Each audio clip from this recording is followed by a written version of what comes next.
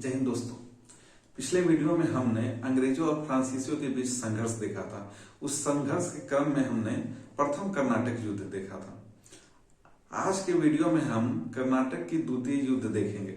मैंने बताया था कि अंग्रेजों और जो फ्रांसीसी थे उनके बीच जो है संघर्ष हो रहा था। किस चीज को लेके? तो सुपरमेसी को लेके, यानी कि कौन ज्यादा मजबूत है, इस चीज को लेके दोनों में संघर्ष चल रहा था। और जिसमें तीन प्रमुख युद्ध हुए थे, कर्नाटक युद्ध प्रथम, द्वितीय और तृतीय।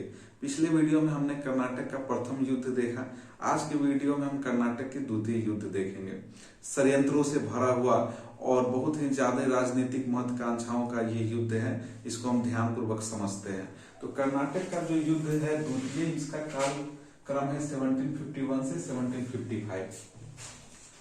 कर्नाटक में इसका युद्ध का नाम कर्नाटक पड़ा था, मैंने बताया था कि क्योंकि लगभग युद्ध जो थे कर्नाटक के इर्द गिर्द होते थे। इस वजह से इस युद्ध को कर्नाटक का युद्ध नाम दिया गया। ये जो परिस्थिति है, ऐसी क्या परिस्थिति आ गई कि अंग्रेज और फ्रांसीसी भारतीय राजाओं का फायदा उठाने लगे? तो हम समझते हैं अराजकता की स्थिति कैसे हुआ, अराजकता फैला और अंग्रेज और फ्रांसीसी इसका फायदा उठाए। ये कहानी शुरू होती है 1748 में। जो 1748 में हैदराबाद का निजाम था, जिसका नाम थोड़ा ध्यान रखेंगे, निजाम आसफ जहां निजामुल मुल्क। निजाम आसफ जहां निजामुल मुल्क, ये जो थे इनकी मृत्यु हो गई। ये बहुत ही दमदार नवाब थे और जब तक ये थे तब तक सब चीज सही चल रहा था। लेकिन इनकी मृत्यु के बाद जो है उत्तराधिकार को लेके वहां आपस में ही लोग लड़ रहे थे। इसको अंग्रेज और फ्रांसीसी बहुत नजदीक से देख रहे थे। तो हम समझते हैं पहले इन चीजों को। ये कर्नाटक का जो भी युद्ध हुआ है वो लगभग उत्तराधिकार के लिए हुआ है। कोई राजा मरा, उसके जगह पे कोई दूसरा बैठना चाहता था और इसको लेके अंग्रेज और फ्रांसीसी अपना जो थे महत्वाकांक्षा को पूरा करना चाहते थे। थोड़ी सी इसको देखें। चंदा साहेब नवाब अमरुद्दीन, जो द्वितीय कर्नाटक युद्ध था, मुख्यतः दो फ्रंट पे लड़ा गया। जो कि पहला था कर्नाटक और दूसरा था हैदराबाद। मैंने बताया हैदराबाद का निजाम मरा था 1748 में। तो हम थोड़ा से देखते हैं कौन किसका समर्थन कर रहा था, यानी टीम कौन कैसे कैसे टीम बना रहा था, इसको पहले हम समझते हैं। चंदा साहेब और नवाब अमरुद्दीन, ये आपका कर्नाटक का स्थिति था। ये नवाब अमरुद्दीन आपको याद आ रहा होगा, पिछले वीडियो में मैंने बताया था कि ये कर्नाटक का नवाब था और इसी को डुप्ले, जो फ्रांसीसी गवर्नर था, उसने वादा किया था कि मैं मद्रास जीतने के बाद लौटा दूंगा, पर डुप्ले ने ऐसा नहीं किया था। इस वजह से इनके बीच जो है मतलब मतभेद हुआ। तो इससे भी आप याद रख सकते हैं कि जो अनवरुद्दीन है उसका साथ जो देगा अंग्रेज देगा।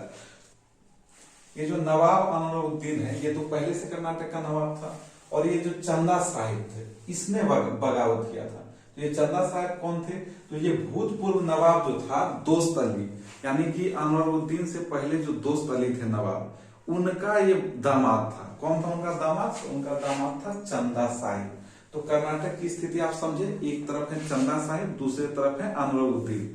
अनवरुद्दीन का साथ अंग्रेज दे रहा था, तो जो बच गया चंदा साहिब, उसका साथ कौन देगा? तो उसका साथ फ्रांसीसी दे रहे थे। इस चीज को आप बहुत अच्छे से ध्यान में रखिए। अब आते हैं हम हैदराबाद को। हैदराबाद का जो निजाम था आसफ जहां निजामुल मुल्क, उसकी मृत्यु हो गई। आसफ जहां निजामुल मुल्क की मृत्यु हो गई। जब उसकी मृत्यु हुई तो उसके पुत्र मुजफ्फर जंग और उसका पोता नासिर जंग, यानी उसके पुत्र और पोता में जो, एक बार फिर ध्यान से देखिए, हैदराबाद में मुजफ्फर जंग जो आसफ जहां का जो था पुत्र था और नासिर जंग जो उसका पोता था, इनके बीच उत्तराधिकार का युद्ध हो गया, यानी गद्दी के लिए आपस में लड़ रहे थे। तो यहाँ भी अंग्रेज और फ्रांसीसी ने देखा अपना महत्वाकांक्षा और एक एक का सपोर्ट किया। तो जो नासिर जंग थे, नासिर जंग का सपोर्ट, यानी जो उसका पोता था, आसफ जंग का जो पोता था नासिर जंग, उसका समर्थन अंग्रेजों ने किया।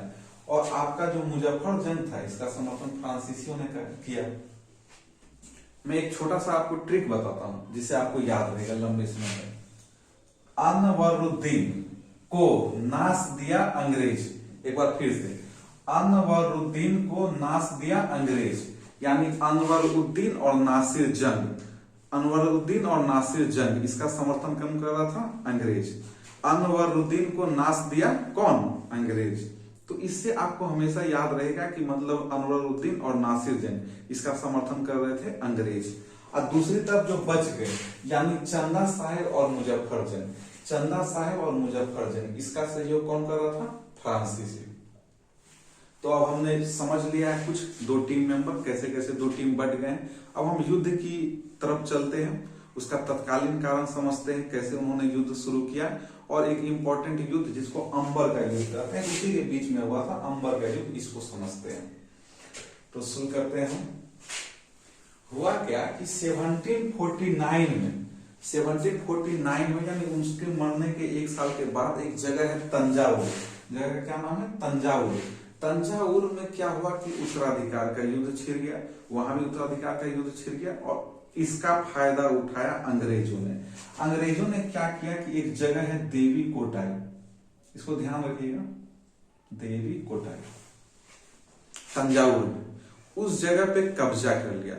वो जो जगह था वो फ्रांसीसियों का, कुछ लोग वहां रहते थे, इससे फ्रांसीसी बहुत क्रुद्ध हो गए, बोले ओ अंग्रेज हम लोग से दुश्मनी निभा रहा है। तो यहां से युद्ध शुरू हो गया। अब हम चलते हैं अंबर की तरफ।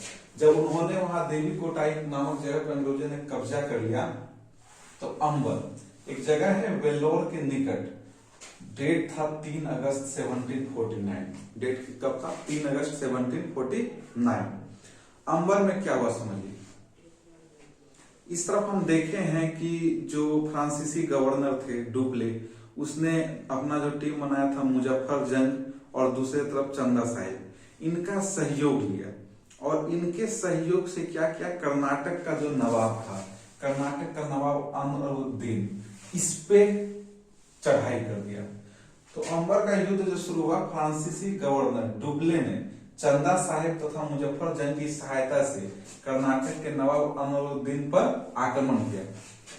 और इस आक्रमण में अनवरुद्दीन बहुत बेचारा, उसके बहुत सैनिक मरे और साथ साथ अनवरुद्दीन भी मारा गया।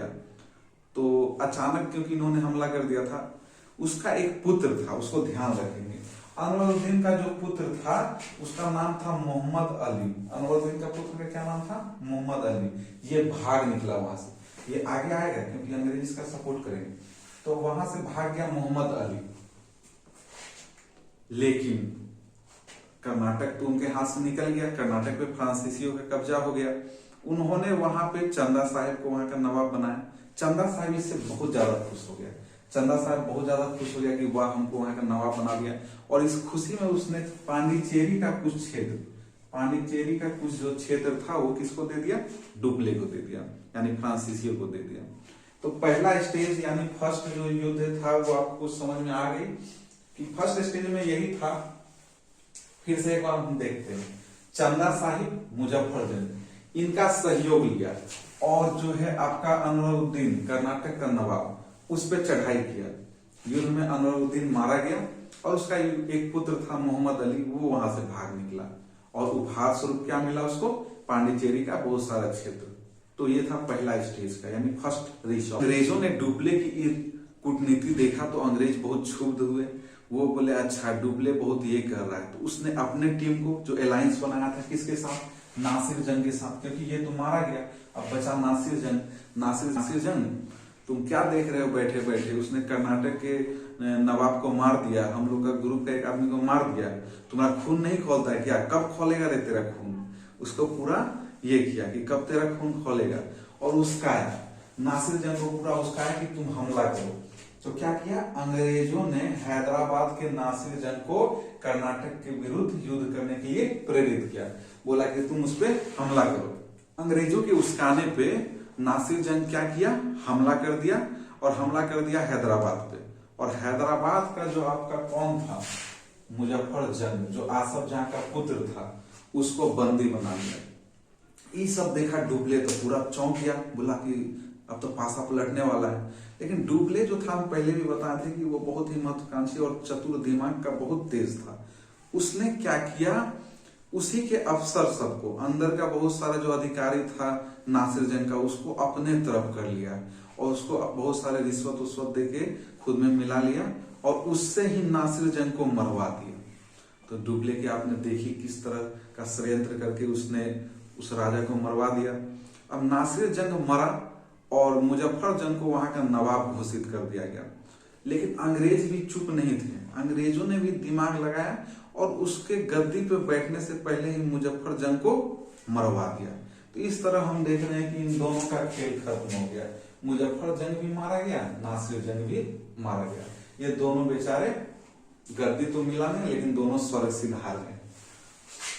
हमको समझ में आ गया है कि हैदराबाद का सीट जो है वैकेंट है। नासिर जंग और मुजफ्फर जंग जब मर गया तो डुबले ने नासिर जंग के छोटे भाई सलावत जंग को उत्तराधिकारी बना दिया। बोला आइए आप मतलब यहाँ पे शासन कीजिए। तो अंग्रेज यहाँ भी पूरी तरह मात खा गए डुबले की रणनीति से, और अंग्रेज को यहाँ भी बहुत भारी नुकसान हुआ। इससे खुश होके सलावत जंग क्या किया, जो उत्तरी प्रदेश था, उत्तरी प्रदेश ये उपहार स्वरूप फ्रांसीसियों को दे दिया। तो आपने देखा कि दो जो असॉल्ट हुआ है, दोनों ही असॉल्ट में डुबले ने बहुत ही अच्छा अपना प्रदर्शन किया है और बहुत अच्छे ढंग से अंग्रेजों को मजा चखाया है। ये सब जब अंग्रेज के आला अफसर देख रहे थे ऊपर उनके अधिकारी, तो बोले, उस समय अंग्रेज का जो था मॉर्स था, तो उसको बोले मॉर्स बेटा तुमसे ना हो पा रहा, तुमसे ना हो पाएगा, तुम आओ। उसको वापस बुला लिए और उन्होंने एक दूसरे को यहाँ पर भेजा। तो किसको भेजा, तो सैंडर्स को गवर्नर नियुक्त किया। 1751 में अंग्रेजों की ओर से सैंडर्स को गवर्नर नियुक्त किया गया और सैंडर्स का सहायता कौन कर रहा था, लॉर्ड क्लाइव। अब अंग्रेजों ने अपना कुछ रणनीति में बदलाव करके मोर्स को वापस बुलाया और सैंडर्स को भेजा। डेट याद रखेंगे 1751 में। और उसका मुख्य जो सहयोगी था, इसको तो आप जरूर याद रखें, रॉबर्ट क्लाइव। अब हम देखेंगे, इससे पहले डुबले जो है उनको अंग्रेजों को पूरा धूल चटा रहा था, लेकिन इन दोनों के आने के बाद में अब परिस्थितियां कुछ अलग होंगी, कुछ परिस्थितियां नए ढंग की होगी। अंग्रेज अब धीरे धीरे आगे बढ़ेंगे, क्योंकि ये जो क्लाइव जो था ये भी बहुत ही ज्यादा कूटनीतिज्ञ था, षड्यंत्रकारी था और दिमाग का ये भी बहुत तेज था क्लाइव। तो हम अब देखते हैं, जैसे मई 1751 में सैंडर्स नियुक्त हुआ गवर्नर। मई 1751 में त्रिचिनापल्ली जो कि चंदा साहब के अधीन था, उस पे इन्होंने घेराबंदी शुरू की। धीरे धीरे त्रिचिनापल्ली पे घेराबंदी शुरू की और त्रिचिनापल्ली पे घेराबंदी से अभी चंदा साहब सोच रहे थे कि इसमें क्या करना चाहिए। फ्रांसीसी भी मदद के लिए आ रहे थे। तब तक क्लाइव ने एक नया चाल चला। क्लाइव बोला कि एक काम कीजिए, कर्नाटक की जो राजधानी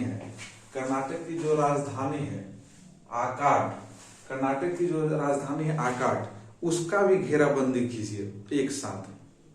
ये उसकी चाल जो है, इस चाल को समझिए कि वो क्लाइव मौका नहीं देना चाहता था कि चंदा साहब और फ्रांसीसी फिर से कुछ कर सके। तो इस तरह उसने दोनों जगह एक साथ किया, त्रिचिनापल्ली और आकाट पे। अब फ्रांसीसी में जो डुबले थे ये सब देख रहा था, बोल रहा था ओ अब मैं क्या करूं। उसके बाद जो अगला इन्होंने चाल चला, तो वो इनको जरूरत था टीम का। हमने देखा कि किस प्रकार उनका जो टीम मेंबर थे नासिर जंग और अंग्रेजों का, ये दोनों टीम मेंबर मारे जा चुके थे, उनको नए साथी की जरूरत थी। तो उन्होंने क्या किया, मैसूर के शासक और मराठा का जो सरदार था, मैसूर के शासक और मराठा सरदार मुरारी राव, नाम याद रखेंगे, मराठा सरदार मुरारी राव, इसके साथ अंग्रेजों ने संधि की, इनके साथ मित्रता की, बोले कि हम उस पर हमला करेंगे और ये उनका सहयोग किए। तो इस तरह इन्होंने चारों तरफ से अब गोल घेराबंदी किया हुआ है फ्रांसीसियों का और चंदा साहब का। तो देखते हैं क्या हुआ। चंदा साहब ने जो है अपने पुत्र चंदा साहब ने अपने पुत्र रजा खां को बहुत सारी सेना के साथ भेजा। बोला जाओ पुनः जो है आरकट पे पुनः कब्जा करो। कर्नाटक की राजधानी थी आरकट। राजा खां वहां गया। राजा खां बहुत ही बहादुरी से युद्ध लड़ रहा था और अभी वो जीतने ही वाला था, आरकट पुनः लेने ही वाला था। तब तक अंग्रेजों ने मदद के लिए एक मेजर को भेजा, लॉरेंस नाम का। उसका क्या नाम था, मेजर लॉरेंस। अंग्रेजों ने उसको भेजा और वो आके सारा खेल खराब कर दिया। राजा खां आरकट को नहीं जीत पाया, वापस लौटना पड़ा। अब जो है क्लाइव और जो आपका दूसरा जो था मेजर लॉरेंस, इन्होंने आसानी से त्रिचिनापल्ली पे अधिकार कर लिया। 1751 में क्लाइव एवं लॉरेंस द्वारा त्रिचिनापल्ली पर अधिकार कर लिया। इस अधिकार के क्रम में जो चंदा साहेब थे, यानी फ्रांसीसियो डुप्ले का जो दाहिना हाथ चंदा साहेब, वो मारे गए। ये बहुत ही फ्रांसीसियो के लिए बहुत ही झटका था, जोर का। चंदा साहेब मारे गए। चंदा साहेब के मारे जाने के बाद उनके हाथ से पूरी तरह तिरुचिनापल्ली निकल गया और उसके बाद वो आर्कट की तरफ बढ़े। हाँ, एक चीज इसमें और याद रखेंगे कि जब इन्होंने तिरुचिनापल्ली पे अधिकार किया, तो तिरुचिनापल्ली पे जब अधिकार किया तो इन्होंने, आपको बताया था मैं, अनवरुद्दीन का जो पुत्र था मोहम्मद अली, जो भाग निकला था, वो मोहम्मद अली को वहां का नवाब बनाया। यानी कि अंग्रेजों ने मोहम्मद अली को क्या किया, नवाब बनाया। क्योंकि चंदा साहब मर गए थे तो उनके जगह पर अंग्रेजों ने अपना आदमी मोहम्मद अली को नवाब बनाया। मोहम्मद अली जो था अनवरुद्दीन का पुत्र था, मैंने बताया था कि वो भाग गया था, तो इसको आप ध्यान में रखेंगे। इन विपरीत परिस्थितियों में अगर कोई भी और रहता तो वो पूरी तरह नर्वस हो जाता, वो सोच नहीं पाता क्या करना है नहीं करना है। लेकिन इन परिस्थितियों में भी डुप्ले जैसा आदमी बहुत ही आराम से था, धैर्य बनाए रखा और उसने क्या किया, जल्दी ही मैसूर के शासक और मराठाओं को अपने पक्ष में कर लिया और उसने पुनः तिरुचिनापल्ली पे हमला किया। तो क्या हुआ, डुप्ले ने पुनः मराठों तथा मैसूर के शासक को अपने पक्ष में कर लिया और 1753 में डुप्ले ने तिरुचिनापल्ली का घेराबंदी की। लेकिन अब जो हुआ वो उम्मीद से बहुत ही परे था। इतना अच्छा डुप्ले अभी षड्यंत्र अपना रच ही रहा था कि उतने में उसको फ्रांस से उनको लेटर आया कि आप वापस आ जाइए डुप्ले भाई साहब। एक्चुअली में फ्रांसीसी जो थे बहुत ज्यादा उसके युद्ध नीति से परेशान हो गए थे, क्योंकि युद्ध में बहुत अधिक मात्रा में सैनिक खर्चा, ये सब चीज बहुत अधिक मात्रा में होता है, पैसे की बहुत अधिक खर्चा होता है। तो इन सब चीजों से फ्रांसीसी कंपनी बहुत परेशान हो गई थी और वो युद्ध को टालना चाहती थी। तो उन्होंने इतने महत्वपूर्ण वक्त में डुप्ले को वापस बुला लिया और ये फ्रांसीसियों की सबसे बड़ी चूक थी। डुप्ले के वापस जाने के बाद में अंग्रेज भी समझ गए थे कि अब उस टक्कर का कोई होगा नहीं, और डुप्ले के जाने के बाद में जो उन्होंने भेजा वो तो महा ही मूर्ख था, उसका नाम भी मूर्ख गधा ही है। देखिए, उसकी जगह उन्होंने गोडहू को भेजा गवर्नर बना के। गोडहू जो था नाम के ही हिसाब से उसकी बैल बुद्धि थी। वो क्या किया, आने के साथ ही अंग्रेजों के साथ वार्ता शुरू कर दिया। और कैसा वार्ता, संधि वार्ता। उनके साथ वो संधि करने लगा। अंग्रेज भी इसी इंतजार में ही थे और धीरे धीरे संधि के क्रम में जो सबसे महत्वपूर्ण संधि हुई वो 1755 में पांडिचेरी की संधि। 1755 में पांडिचेरी की संधि फ्रांसीसियों और अंग्रेजों के बीच में, और इसी संधि के साथ ही द्वितीय कर्नाटक युद्ध का समाप्ति हो गया। इसी संधि के साथ ही द्वितीय कर्नाटक युद्ध का समाप्ति हो गया। तो हमने देखा किस प्रकार राजनीतिक महत्वाकांक्षाओं और षड्यंत्र के लिए फ्रांसीसी और अंग्रेजों ने भारतीय राजाओं का भरपूर फायदा उठाया। उन्होंने जो है मुजफ्फर जंग को मरवा दिया, नासिर जंग भी उनके लिए मर गया, अनवरुद्दीन मर गया, और जितने भी भारतीय थे वो आपस में ही लड़कट के मर गए और फ्रांसीसियों और अंग्रेजों का रास्ता साफ हो गया। अब हम अगली वीडियो में देखेंगे तृतीय कर्नाटक युद्ध। वो भी युद्ध बहुत ज्यादा षड्यंत्रों से भरा हुआ है और वो बहुत ही निर्णायक युद्ध है, क्योंकि उसी युद्ध के बाद जो था अंग्रेज जो था सर्वोपरि हो गया और अंग्रेज अपना धीरे धीरे क्षेत्र विस्तार भारत में करने लगा और भारतीय राजाओं पे भी उन्होंने अपना अधिकार जमाना शुरू कर दिया। धन्यवाद।